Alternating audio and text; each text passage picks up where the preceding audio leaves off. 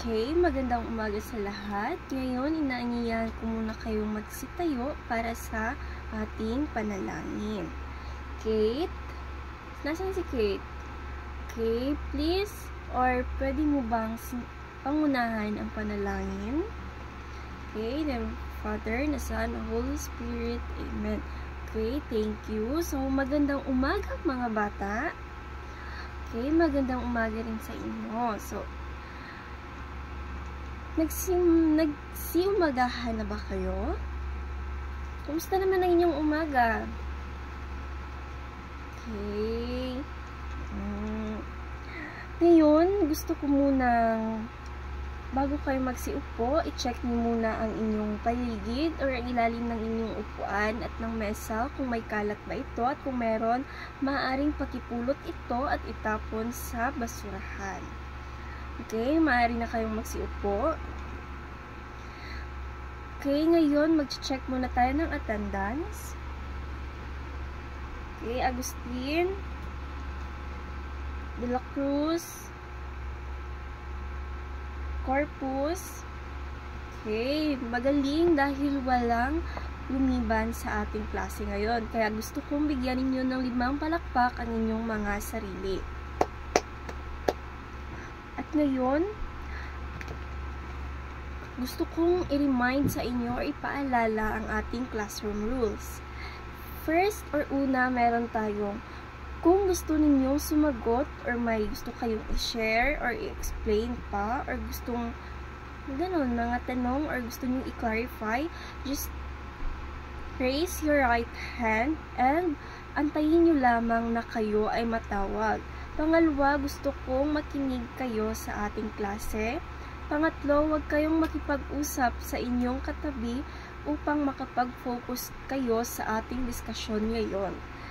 Pang-apat, gusto kong nasa akin ang atensyon ninyo upang hindi mabaling sa iba, at upang pumasok sa inyong isip kung ano ang ating leksyon ngayon upang makasagot kayo sa ating mga tanong mamaya. So, ngayon, okay, nagets niyo ba? Okay, very good. So, bago natin umpisahan ang ating talakayan ngayon, tayo ay magbalik-aral muna sa ating natutunan noong kahapon, diba? Kahapon ba tayo huling nagkita? Okay, so, ngayon gusto kong malaman kung na-remember niyo pa ba kung ano ang tinalakay natin kahapon? Okay, yes, Ivy.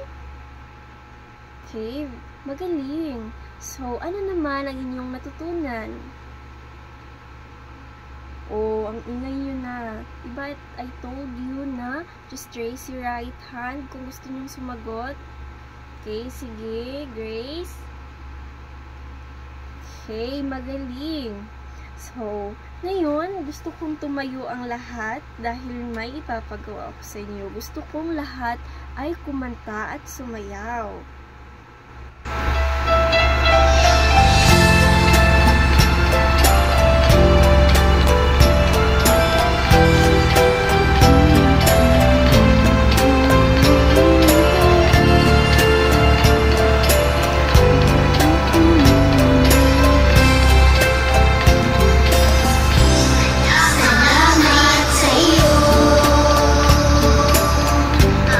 Aking Panginoon.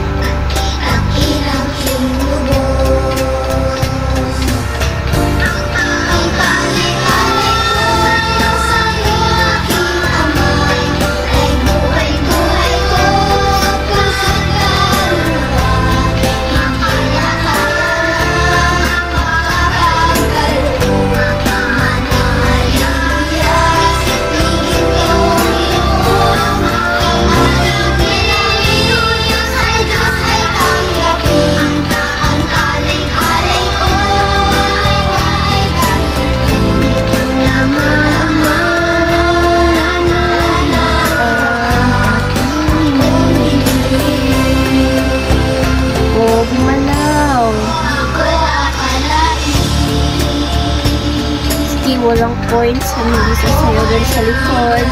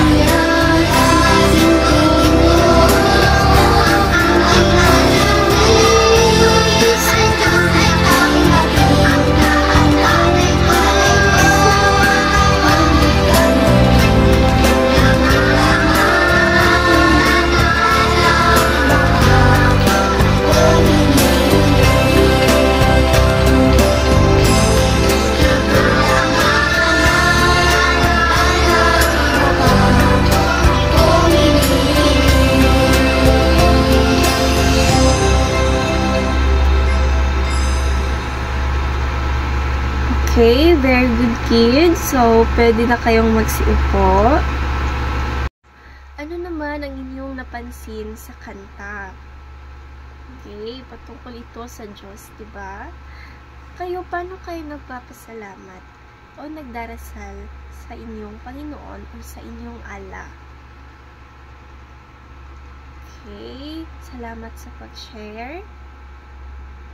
Ngayon naman, magpapangkat tayo ng tig-anim bawat grupo. Ang bawat isa sa grupo ay hahawak ng papel na mayroong bumubuong salita na tama at mali. So, handa na ba ang lahat? May kagrupo na ba kayo? Okay. Sige, pakibilisan at maaring umupo kayo sa inyong mga kagrupo at pagbilugin ninyo ang inyong mga upuan. Handa na ba ang lahat? Okay, kung handa na, narito ang panuto sa ating gagawing laro. Magbabasa ako ng 10 katanungan patungkol sa ating talakayan ngayong araw. 2 beses ko lang itong babasahin, matapos nito ay sasabihin ko ang salitang go. Tatayo ang mga may hawak ng letra na bumubuo ng tama kung ang sinasaad ng pangungusap ay nagpapakita ng pagmamahal sa Diyos sa pamamagitan ng paggawa ng mabuti sa kapwa, samantala tatayo naman ang mga hawak ng mga letrang bumubuo ng mali kung ang pangungusap ay hindi nagpapakita nito. So, ready na ba? Okay, so first na tanong. Si Pio ay araw-araw nagdarasal at nagpapasalamat sa Diyos, kaya lalong lumalalim ang kaniyang pananampalataya. So, ready and go. So, ang tamang sagot ay tama. So, okay. So, mahusay. So, bibigyan ng palakpak ang nanalong nanalong grupo. So, sino ang nanalo? Okay, group 2. Okay, very good. So, palakpakan natin sila. So, mula sa ating ginawang maikling laro, sino ang may idea na kung ano ang ating tatalakayin ngayong araw? Ha? Okay, magaling. So, ngayong araw, ang ating tatalakayin ay ang mga paraan ng pagpapasalamat sa Diyos. Subalit, bago natin yan simulan, atin munang alamin ang mga layunin ng ating talakayan ngayong araw. So, Vincent, maaari mo bang basahin ang nakasulat sa presentasyon? Okay, mahusay. So, sa inyong palagay, bakit kailangan nating malaman kung paano magpasalamat sa Diyos? Okay, magaling. Sadya bang may waga ang buhay ng tao? Ang katanungang ito ay nakatatak sa puso at isipan ng bawat tao dahil sa mga pangyayaring mahirap ipaliwanag sa ating paligid. Ang ating pagsambit ng pagpapasalamat sa Diyos ay isang kaugaliang itinuturo sa atin ng ating mga magulang. So, bakit mahalaga ang pagdarasal? Ang panalangin o pagdarasal ay isang paraan kung paano natin maipakita ang ating pasasalamat. Magkaiba man ang relihiyon ng bawat Pilipino, pero nagkakaisa tayo sa pagsambit ng ating pagpapasalamat sa pamamagitan ng mga panalangin natin. Diba? Do you agree? So, bakit nga ba kailangan nating pasalamatan ang Diyos? Sinong gustong sumagot? Okay. Angelo, did you raise your hand? Sige. Okay, magaling. So, sinong gustong magboluntaryong basahin ang nasa presentasyon ngayon? Okay. David? Mabuti bang marunong tayong magbigay sa ating kapwa? At bakit? Sinong gustong sumagot? Okay, huwag maingay. Taas lamang ang kanang kamay kung gustong sumagot. Okay, Shella? Okay, mahusay. So, mahalaga sa atin ang pasasalamat sa Diyos at sa ating kapwa sapagkat pinapahalagahan nito ang mga natanggap at natatanggap at tatanggapin pang biyaya na maaaring humantong sa matibay na pananampalataya. So, paano natin maipapamalas ang pagpapasalamat sa Diyos? Okay, Angeline? Okay, magaling. So, again, sinong gusto ulit magbasa ng presentasyon? So, mahusay. Napabuti ang iyong pakiramdam at ikaw ay nasiyahan na siyang mahalaga sa atin, maging ito man ay espiritual o material. Paano natin ito maipapakita? So, sige, pakibasa. Number 1, Charles. Pangalawa, Aldrin. Pangatlo, yung nasa likod, Alexa. Pang-apat, Jai. Pang-lima, Jehana. Okay.